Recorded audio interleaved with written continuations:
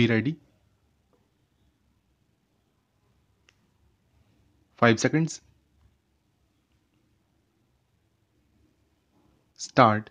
I am happy to be here for the 29th Accountants General Conference.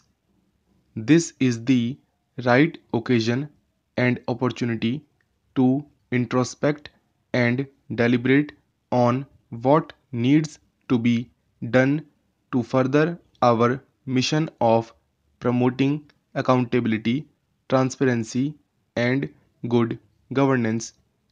The theme of this year's conference is Auditing and Accounting in a Digital Era. This is extremely relevant today when the government is making great strides in ushering in digital India. I see a great confluence in your work and the objectives of Digital India.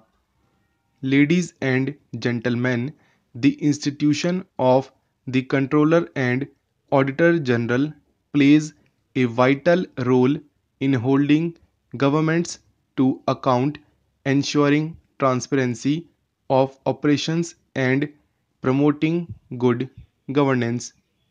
You, by virtue of your vested authority and professionalism, possess the skill to ask the right questions. Your work goes beyond regularity and evaluates wisdom, rigor, and economy in government operations.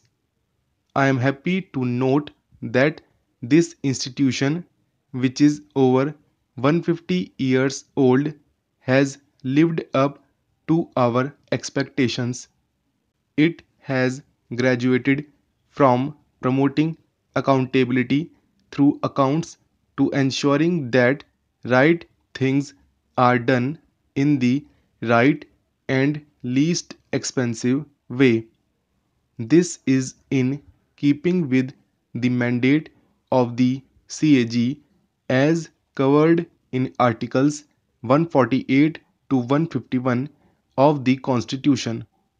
The CAG was empowered and given due protection as an independent authority by our Constitution framers. The broad mandate and range of audit assignments, transactions, and operations, as well as the expertise required for a thorough analysis, is challenging. You have always risen to the occasion.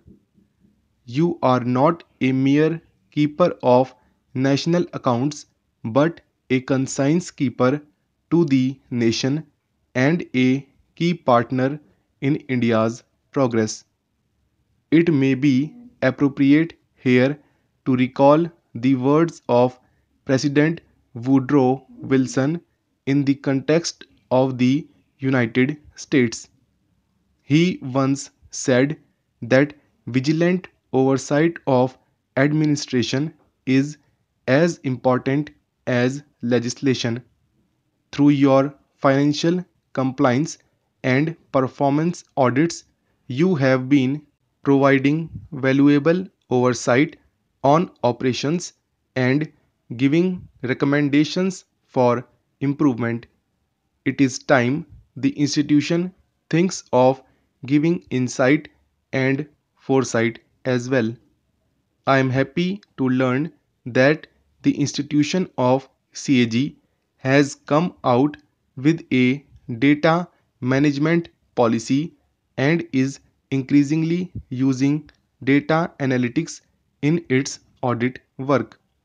Through the use of data analytic techniques, you can assist in not only giving insights for the present but also aid in providing credible forecasts. With the tools appropriate to managing and examining the expanding data in a digital economy, You are rightly positioned to anticipate long-term trends and emerging issues related to the economy, education, health, environment, national security, among others. These warrant the attention of lawmakers and the executive. Ladies and gentlemen, a government department is an organic entity. It has a soul and a goal, a core philosophy, an ideal, and a mind of its own. It has a physiology with several members doing assigned tasks and appropriate systems that control the activities. Any breakdown of deficiency in service is symptomatic of vulnerability in the system. As conscience keepers, please ask yourselves whether it would help to report on such soft spots and weaknesses in the system, or only on the symptoms manifesting in small deviations. Good systems outlast bad men and women. This is where you can contribute. The breadth of your audit engagements across various levels of governance gives you a unique opportunity to see where things are going wrong and why. More than that, you have a bird's eye view of what works and of the good practices that can be embraced across the system. When such good practices are highlighted in your reports, it is not only encourages the executive, it is also a guiding light for others. It is a matter of immense pride for our country that the CAG is the chair of the United Nations Board of Auditors.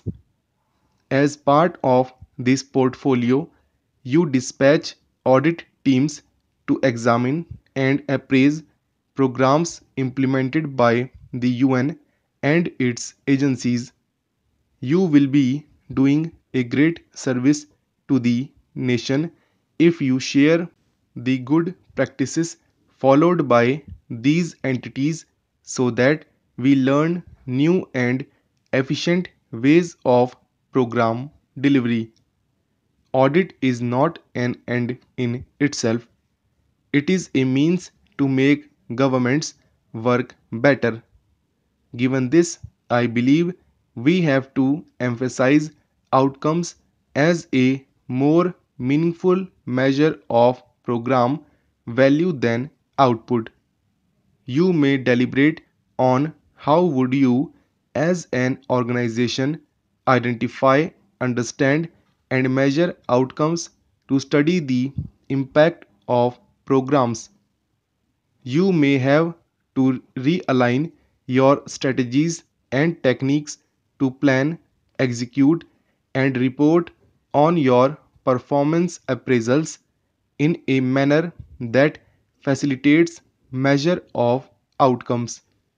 Such a study of program effectiveness would be a big boon to policy makers. Such a study should also include a dialogue with the implementing agencies to understand their motivations and perspective.